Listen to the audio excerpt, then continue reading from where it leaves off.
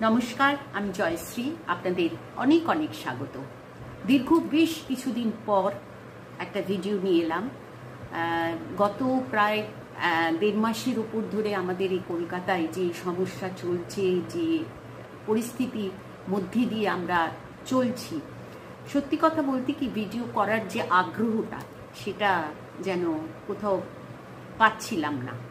যাই হোক, আগামী বুধবার 2রা অক্টোবর মহালয়ার দিন, সেদিন সূর্যগ্রহণ সংগঠিত হতে চলেছে এবং এই সূর্যগ্রহণ নিয়ে নানা রকম প্রশ্ন আপনাদের মনে, অনেকের মনে থাকে এবং অনেকেই নানা রকম প্রশ্ন আমাকে করেওছেন। তাই ভাবলাম যে এই ভিডিওর মাধ্যমে এই সূর্যগ্রহণ আমাদের জীবনকে কিভাবে প্রভাবিত করতে পারে, কোন কোন দিকে সতর্ক থাকা উচিত ইত্যাদি বিষয় নিয়ে আলোচনা করি।